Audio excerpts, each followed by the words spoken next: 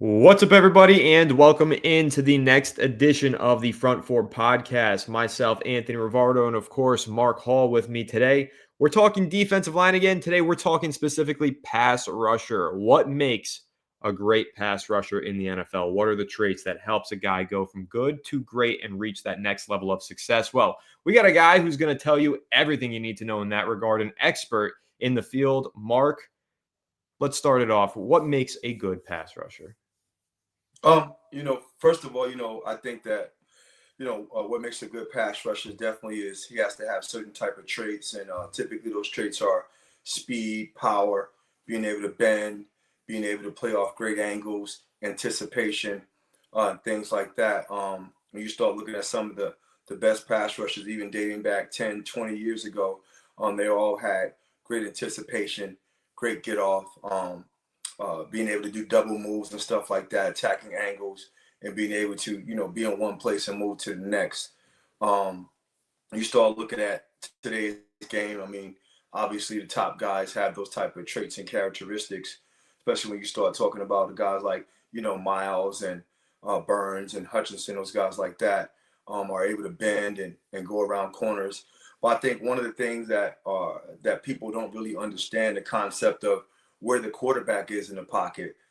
Just watching the game yesterday with the Colts and the Steelers, the way T.J. Watt was able to turn the corner on a great angle and be right there on top of the top shoulder of the quarterback. And a lot of that is if you look at a team that has heavy play action like the Colts, that guy's going to get that. The quarterback's going to get that ball and probably, drop back to 5 and push it back to 7. And when you look at a great pass rusher, they're able to understand that what moves works in that certain situation. Obviously, if you got a quarterback at 7 yards, you want to be able to have a high rush. You want to be able to bend and dip in that corner. And most of those guys had that.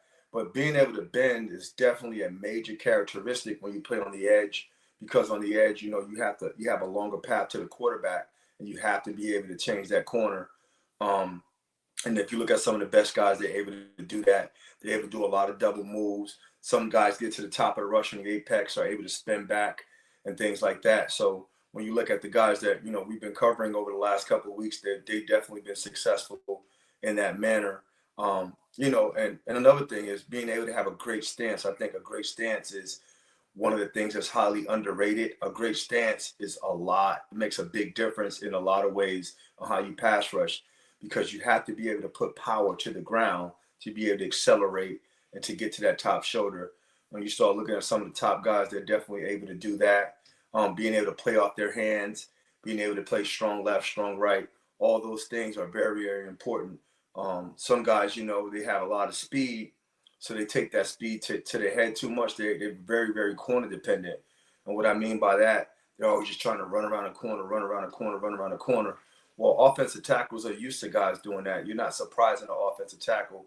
If you ran a 4.5 in the combine, I don't think you're going to surprise an offensive tackle by trying to beat them around the corner. And they have remedies for that. So being able to do a double move, whether that's go top shoulder, go back inside, be able to play off your hands with power and work back inside, all those different things kind of make the traits of a great pass rusher. Yeah, and one of the things we always talk about when we're talking about the league's top pass rushers, whether that's Nick Bonito, Myles Garrett, Brian Burns, any of the guys we've mentioned over the last several weeks, is that a lot of it is a mental game. A lot of it is a chess match. A lot of it is putting moves here so you can set up another move later. Where does that come into play in your mind? Like when you're mentioning the certain traits, the IQ aspect of it, the ability to plan ahead, to play those mind games, and to kind of map out where you're going to go and where you're going to attack on your opposing offensive tackle, even interior offensive lineman. If you're playing on the D line, from like a nose tackle position, whatever it is, how does that factor into it? That IQ aspect and that kind of mapping things out in your pass rush moves. That's definitely gonna come from film study. Being able to watch the offensive tackle, how he sets in that 45 set. Is he opening the shoulder pass to the sideline? Is he kicking back? Is he oversetting too much and leaving the inside open? So a lot of that stuff comes when they're scouting these offensive linemen, being able to watch film and try to see what his flaws are when he's in his pass set. If you look at the majority of offensive tackles, whether that's left or right, they're always going to have a 45 set. So if that front toe is pointing towards you, and the outside foot is pointing toward that sideline, they're probably going to go 45. So when a guy's attacking a 45 set, he's going to try to build a lot of speed and momentum from the ground. Um, Also, too, you want to be able to catch that guy when he's making that third step, when he's kicking out there on that third step, so you can be able to create some type of imbalance to be able to get him off balance and create a double move. When we were watching Miles last week, you know, he gets off the ball pretty fast, but even though he gets off the ball fast, he still makes that offensive lineman create that negative step so he can go around that corner. Another thing too is lining up on great angles. If you can have a great angle from the beginning, you got along with a great good off, you got a good chance of getting to the top shoulder of that guy pretty quick. And a lot of offensive linemen have problems when a guy that's had a lot of speed and able to attack great angles and stuff like that. Um, Also, too, a lot of these defensive linemen now are using their hands better. They're able to shock with speed. And when you punch somebody with two hands, especially offensive linemen, the first thing theoretically in their mind is to anchor, to be able to stop their feet. And once they stop their feet, and you have to know and have confidence in that move that you're going to stop their feet, now you're able to create some type of double move. If you get an offensive lineman turning a shoulder pass to the sideline, you have him in a very, very vulnerable situation. You can almost create a three-way go, kind of like we talked about. And if you look at some of these top guys, they're always trying to compromise the offensive lineman's position and how he wants to get to him. They're always trying to isolate a lot of offensive linemen. They want to be able to use that outside hand to stop the flow, or guys are knocking down that outside hand. They're dipping up under that shoulder. They're swiping. They're doing things like that. They're catching them in the chest. If you have an offensive lineman that's always playing with his chest open, typically you're taught to go to the body because that's going to create some type of imbalance. So you're always looking for these flaws in film study, and you have to be able to capitalize off that. Because every time you put your hand in the ground, you want to be able to know exactly where you want to go on this rush, what you want to do, what his vulnerabilities are, and be able to attack that. Yeah, I think the film study is like such an important part of it. I'm glad you brought that up because a lot of people will talk about the best pass rushers and they'll really highlight the athleticism and the production and things like that. But like I said, getting into the mind games of it and the mental and the football IQ and everything, that is all baked in throughout the week. That's in your preparation, that's in your study. And I think that's a really important thing to call out. But when we are looking at the physicality of it and some of these athletes and how they win, one of the things that you mentioned there, let's say the offensive lineman has an open chest, right? Getting your hands on the chest. Who's got some really good hands? Like when you're looking around the league at these top pass rushers and those traits that you're seeing, I like controlling the that kid offensive Burt. lineman. I Yeah, like the getting kid your hands Verse on them. for sure. The Hmm. kid Verse from the Rams, he definitely does that very well. He loves power, but he has the twitch to be able to come off the ball and use that power. But what I noticed, he'll set it up early where he'll just bull you to see how much ground you're going to give up, and then later on throughout the attrition of the game, he'll start creating imbalances and different avenues that he can go by. So he might take you vertical, get you to go out in that 45, power you with that strong right, then work his way back inside. He's really, really good at that. And then also, too, if you look at the guy on the opposite side of him, he does the same thing in Young, where he'll be able to just, open up that outside for himself and then work back inside. And then once he starts working back inside, he gets you to create that negative step inside, then he'll corner you. So it's just about the versatility and understanding what the offensive lineman can and cannot do in certain situations for sure. Yeah, and I think again that relates back to the film study, which I think is such as an important aspect of being a good pass rusher. Um, but going to that athleticism, I know that when we first started doing the show, I was on the phone with you and I was like, "Did you see Nick Benito? When he played that game against the Chargers?" And I was like, his get off and his speed around the edge, and he was just killing their offensive tackles. I think they had some backups in there at the time, but still, they're NFL athletes at the end of the day, and the speed that Nick Benito plays with is next level. And there's a few guys like that who just kill you with speed, and a classic phrase, "Speed kills." But when you're balancing speed with the power, how do you balance that? Where does the importance come from? How do you play with speed but also play with pace and maintain yourself? Where does that factor in? Well, I'm one of these guys that think you should start the game off with power automatically, because now when you start the game off with power, the offensive lineman is, oh, okay, this guy's trying to bull me. I have the ankle. He's gonna run. He's gonna run down through my face. So when you're starting the game off with power, it really, really puts the offensive lineman in okay, this is a power game type situation. And then again, as the attrition of the game goes on, you'll start able to turn that power into speed or speed into power. So it's just mixing it in. throughout the game. Again, seeing where the quarterback is, understanding, okay, what move will work based off where the quarterback is in the pocket. If you have a quarterback, I'll give you Matthew Stafford, for example, right? He doesn't sit too deep in the pocket. And the reason why he doesn't do that is because he wants to be able to step up and avoid the outside rush. So if you don't have two inside guys who can penetrate and create pressure on the inside, he's gonna bake you, man, because he is a great step up guy to pass the ball down the field. Whereas you look at maybe a taller guy like kid out there in the Chargers, he's such a taller guy. He wants to be able to stand tall in the pocket, and a lot of guys kind of get around the corner on him a little bit. But he also steps up too, and he's very hard guy to be able to tackle. So when you rush against a guy like that, you want to be able to have a very, very clean rush because you're not going to tackle in one hand. You're not going to get him down one hand. You want to be able to have a clean rush, beat the guy clean, and be able to wrap him up. So that's a big, big deal. So, it's just always understanding concepts, always understanding where you are on the field, where the quarterback is on the field. You know, is it max protect? Is it slide? They're trying to chip you with that back. You have to know that based off formation. So film study is extremely crucial in those situations. And they seem to work out for guys. If you watch the best guys, it seems like they're always ready and they're always one step ahead of the game. Yeah, and you mentioned something there that kind of sparked an idea for me, and something to ask you. You mentioned bringing down a guy like Justin Herbert or bringing down any of these quarterbacks. A lot of them are really athletic nowadays. A lot of them get out of the pocket. They have escapability. They have tackle breaking ability. Some of them, like Herbert, like Lamar Jackson. Some of these quarterbacks. But we hear a lot of fans, let's say fan discourse, talk about pressures. And then you hear a lot of other people talk about sacks and kind of these different statistics that we quantify defensive line and pass rush performance with. I want to get your perspective on it. Somebody who knows the defensive line, is an expert in this. How valuable are the pressures versus the sacks? What's the difference between them? Like what's your take on that? Because again, that's something that a lot of fans debate and they discuss, and they'll pull up their PFF grades or whatever and these advanced statistics, and pressures get brought up a lot. And pressures are, of course, important, disruptive to the play. But what is the impact of a pressure compared to the impact of a sack?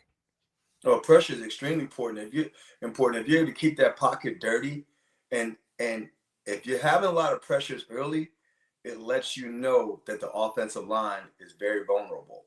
And at some point you're gonna get there. Again, we got to go back to Miles last week. He was getting a lot of pressure early, so I was like, there's no way they're gonna be able to block him throughout the fourth quarter of the game. So pressures are very tremendous. I think people don't really look at pressures as much. You're like, okay, but he didn't get there. Dude, he is softening that guy up for him to go home. It's only a matter of time.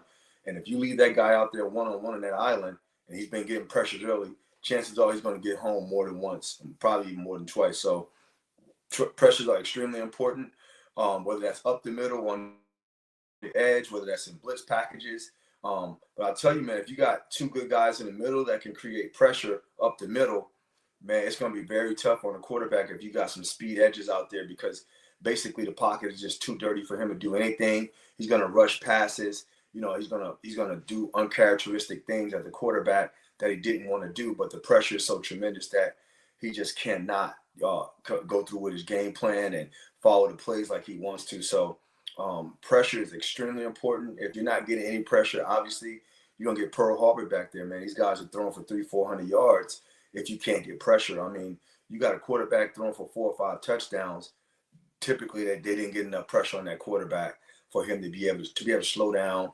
No batted balls, no incomplete passes. And he has a clean pocket. And you get these top quarterbacks with clean pockets, they're gonna rip you apart.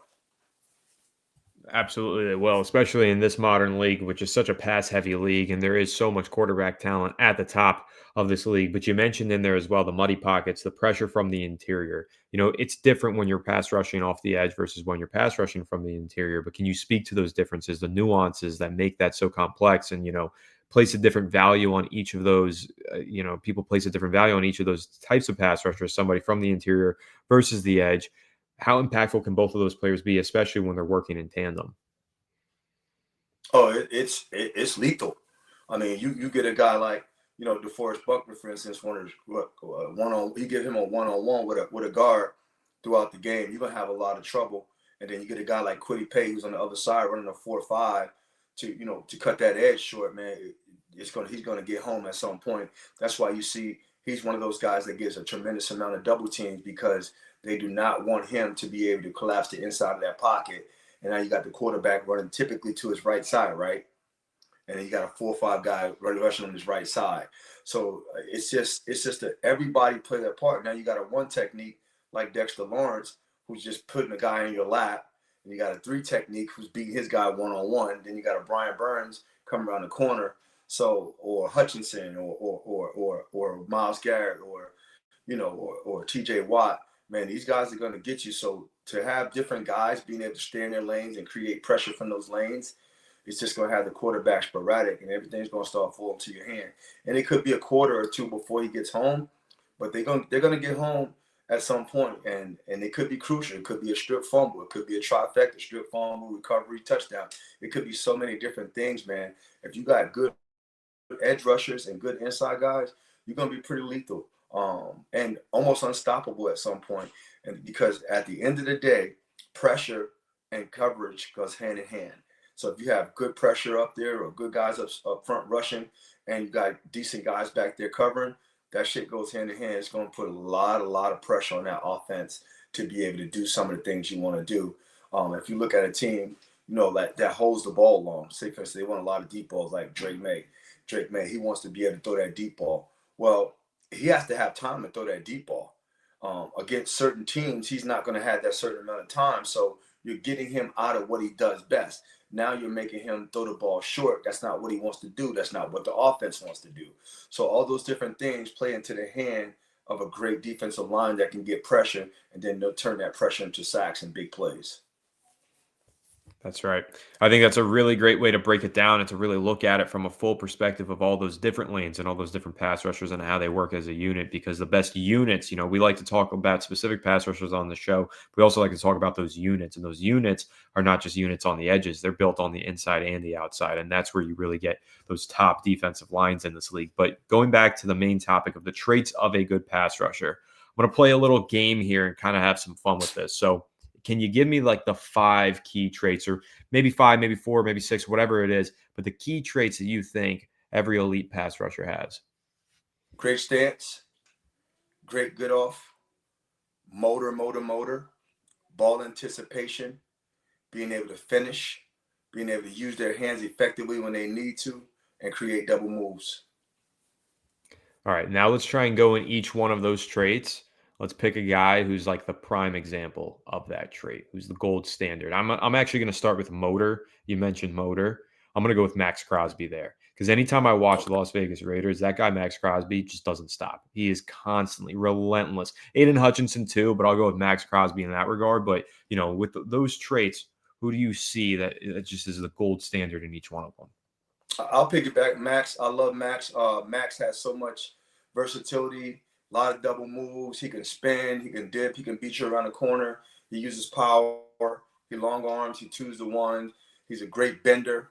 His motor is relentless, and and he creates a tremendous amount of pressure. Sometimes he doesn't have like the big double-digit sacks every year, but when it comes to pressure, he's definitely one of the top in the league at doing that. Obviously, along with Miles. Uh, I love the kid Young from the Rams. He does a lot from that position. He has natural leverage. He's super fast. He's powerful. He can bend. And his motor is ridiculous too.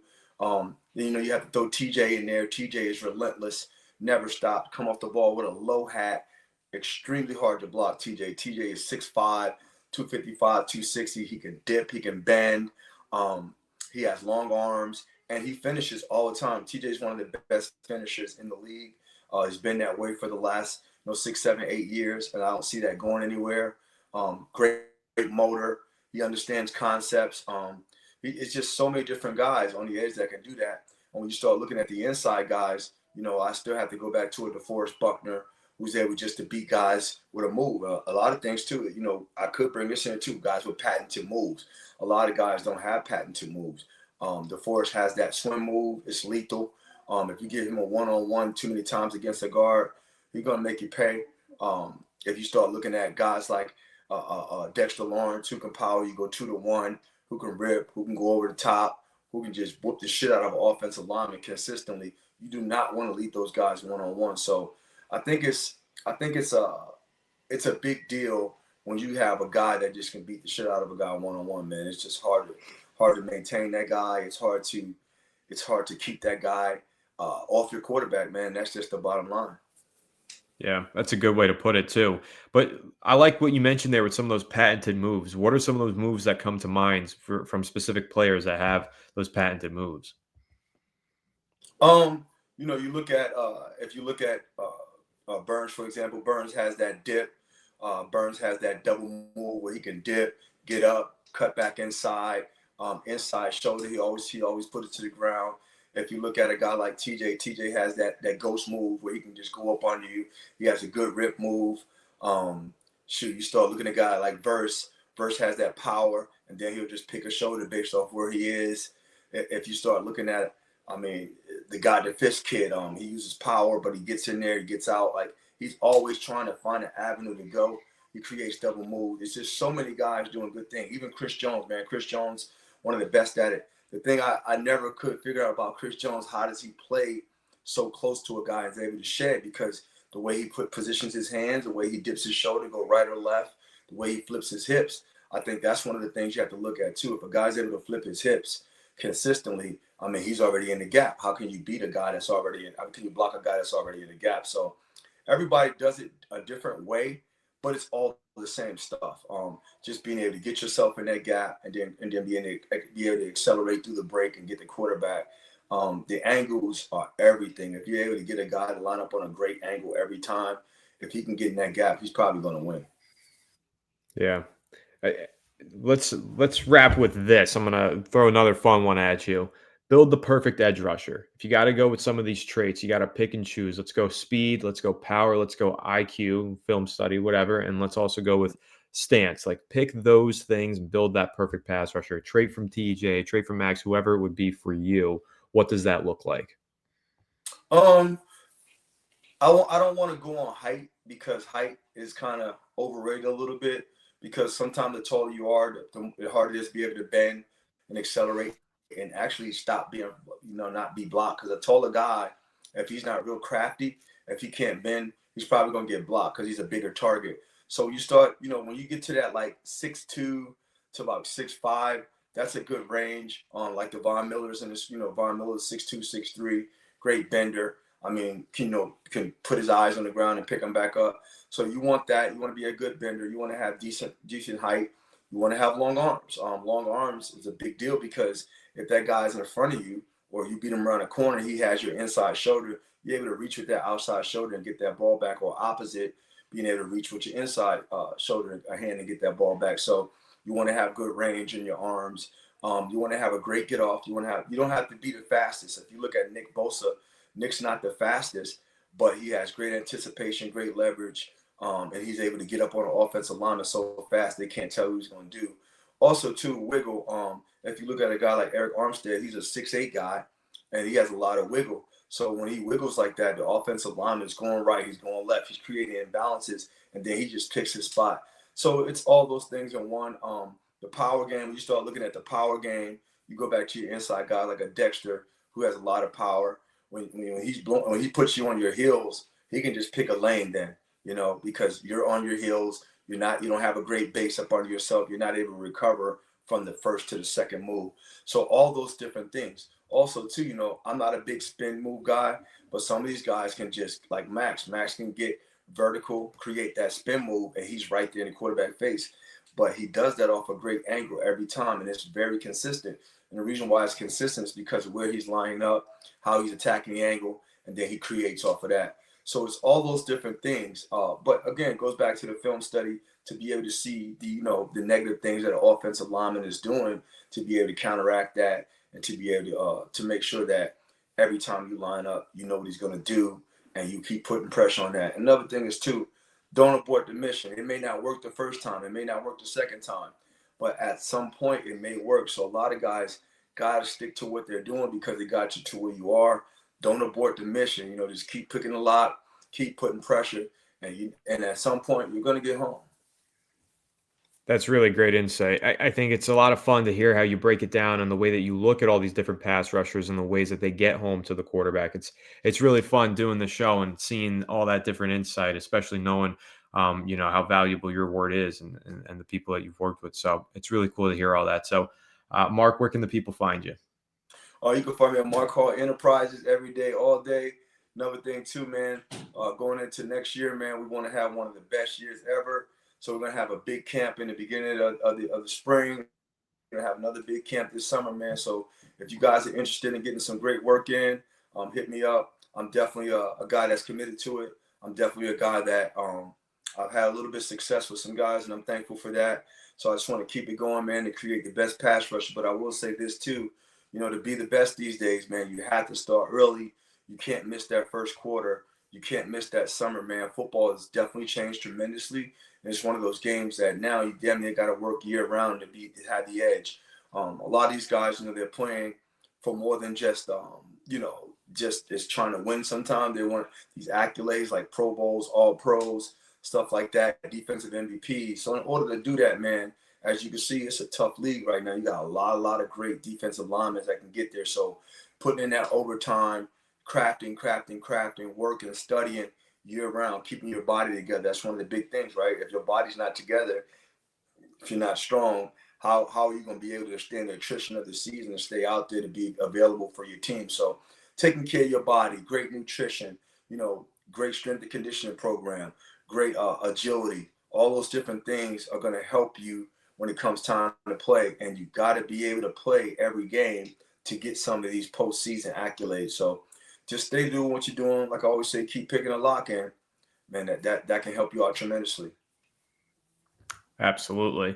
That's really great insight again. And I'm looking forward to hearing more about that camp as we go through these next few episodes and preview that. So, everybody, appreciate you tuning in. Do make sure to leave a like and subscribe to the channel if you are new, because we have a lot of awesome content breaking down defensive linemen and pass rushers right here on the Front Four podcast. So, do stay tuned for more and subscribe, but we will catch you on the next one and have a good one.